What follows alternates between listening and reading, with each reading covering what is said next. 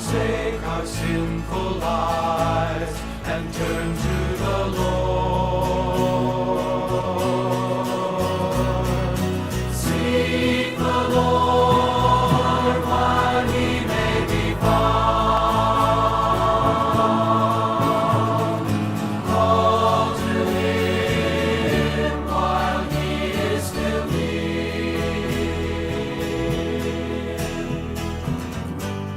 As high as the sky is above the earth, so high above our ways, the ways of the Lord. Seek the Lord while he may be found. Call to him while he is still near. Seek the Lord while he may be found.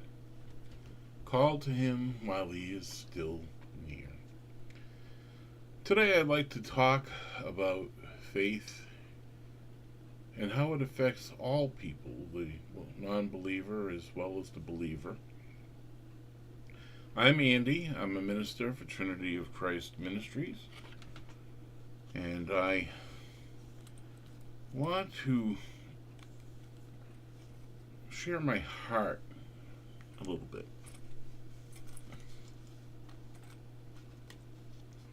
My ID. Yeah, so, most people make the mistake of thinking that you have to straighten your life out before you come to God. And that is usually not the way it happens.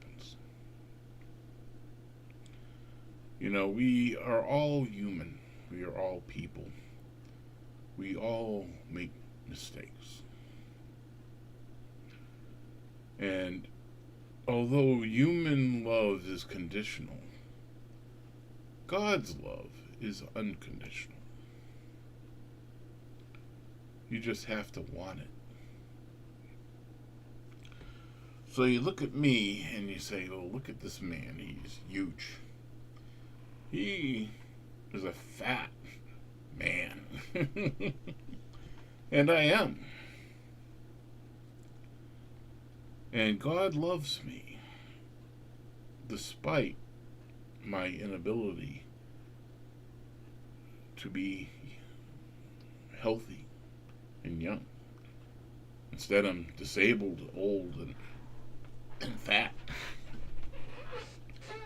Now, I didn't seek to be this way, but I am because I've had problems with this all my life. And yet God can still use me. He can still help me to teach others about how to be loved despite their sin, despite their humanness. I often use my own weight as a way of saying, like say you have someone in the LGBTQ community who want to love God and want to be loved by God, but they think that they can't be because this, in my case, is being heavy. In their case, it may be their tendencies to desire something that may not be perfectly healthy for them. And that's where the truth lies. It's not that you sin. I mean, to desire a man for a man or a woman for a woman is not right in God's eyes. Yet, He still loves you. It's just the same as a man sleeping with a woman out of wedlock. He doesn't like that either. Why? Because it's unhealthy for you. It's bad for you and it causes problems. And that is why God says, a man shouldn't lie with a man and a woman shouldn't lie with a woman, because it's going to cause you pain in the future. He doesn't hate you. He loves you. He wants you to come to him. He doesn't say, come to me after you straightened yourself out. He says, come to me as you are.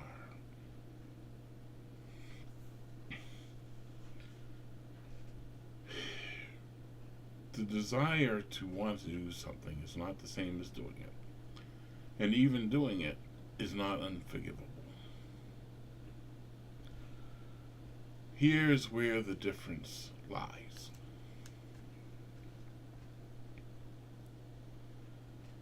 I, being fat, do not declare being fat to be a good and healthy thing. I recognize that it's a failing on my part, a weakness on my part, something that I may not be able to control, but I also don't declare that everyone should be like me. And that applies to all sin, whatever it may be. You may be a drug addict and you want to stop being a drug addict, but you can't. You keep falling and falling and falling. Well, God is patient, and he is kind, and he is merciful. And if you stick with it, he will help you. As long as you don't say, this is what I want to be, I don't care. See, that's the line. That's the line for an LGBTQ person to attend church. You can't say that what I'm doing is healthy and good when it's not. But you can say that I'm a sinner, I make mistakes, and I'm still fighting with it, but I need your help. That is welcome.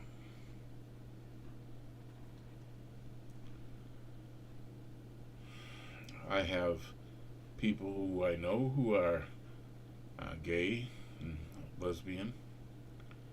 I've known people who have been into drugs, alcohol. And these things are painful to the person that does them. And that is why God hates it. He hates that a drunk will lose his job because of the alcohol, or breaks his family up, or someone gets killed in an auto accident because they couldn't control the alcohol. I'm not here to point fingers and say you were wrong for drinking. You may not be able to help yourself. The difference is to seek the help you need. To say that this isn't the way I want to be, but I fall. Now, this session is about those who feel separated from the world and from God. You may be depressed. You may feel hurt. You may feel rejected. You may feel thrown away by society or even by the church. But know that God does not throw anyone away. That is a decision that you make. And as long as you're willing to climb the ladder, just even to get on the first rung, God will be there. to help you.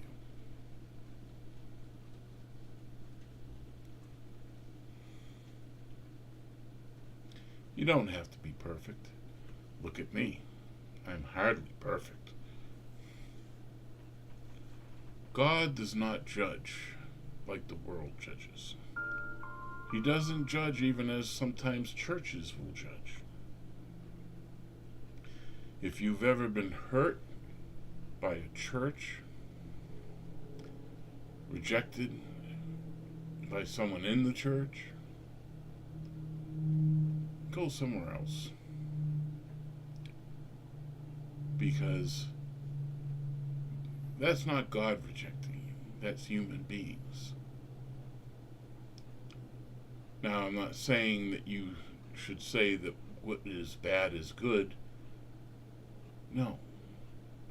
If you can admit that something that is bad for you, even though you are stuck in the prison of chains, you can't get away from it, seek God. If you don't find it in the church, find it wherever you can find it. Open the Bible, read the Bible. It may not make sense to you at first, but if you ask the Holy Spirit to help you, He will. It is all about the intent. What is the intent of your heart? I'm going to reveal a few secrets that Christians know, or some Christians know, that is opposite of what the world teaches. You know, the world will teach that you look for happiness by buying things or having things, or if I have this, I will be happy, or if I marry that woman, that's all I ever need. But I'm telling you right now, you will never find happiness outside of yourself.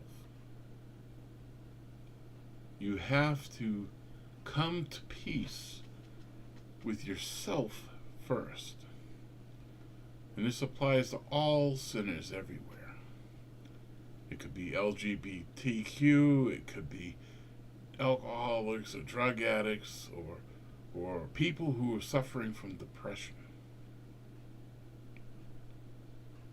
Seek God first. And I'm not saying just peek in the door. I'm saying do a real hard search for yourself. Prove the faith to yourself. Don't just go to church, listen to someone preach and say, oh, that's what it is. Because now you're living their faith and it's not your own. Don't just listen to me. Prove it to yourself, or it's not your faith. I'm not giving you an easy answer, but I'm giving you the answer that is true.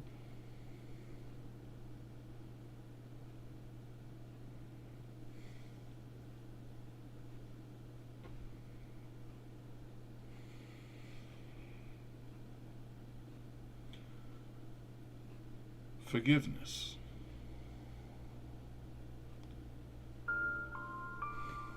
Many of you have had a hard life. Maybe your parents weren't good parents, or husband a good husband, or wife a good wife, and they hurt you. Forgive them. If you've been abused sexually or you've been abused physically, forgive whoever did it to you. Because that resentment and that anger and that horror and harm will destroy you. It's not a secret why Jesus says to ask for forgiveness of sins and to forgive those who trespass against us. Because when you hold the resentment, when you hold the fear, when you hold the anger, it chews away at your insides. It makes you miserable. Let it go. And seek Jesus. I'm a minister at Trinity of Christ Ministries, and all we want to do is to help people to come to know God, to come to have a happy, dare I say, normal life. A life that is not always in misery. A life where you're welcome. Where even if you're disabled and you're homebound, I'm disabled. And I'm almost homebound. You have a place to go. And that's trinityofchrist.org. And worship with us. And use our abilities to help. That is our heart, is to help you to do better. And it's not an easy answer. God makes it that way intentionally. He makes you have to work a little bit for your life. But it's well worth it. He says, knock, and the door shall be opened. Seek, and you shall find. But he doesn't say, peek in the door and slam it shut. You have to walk through the door.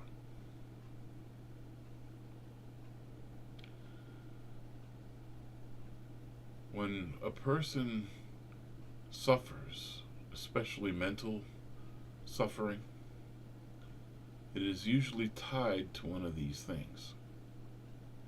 Something they can't control, something that happened to them, or something that they won't let go of. And it's actually a prison. So I hope that I helped you to understand that coming to God, you don't have to be perfect. You don't have to have it all packaged up and right. You know, if you have tattoos up and down the arms and you had a really rough life and you're embarrassed to be seen in the church, don't be. Come to our church online if you want, if you don't want to be seen but want to be loved. You're not the sum of your choices. You are the sum of the choice you make today.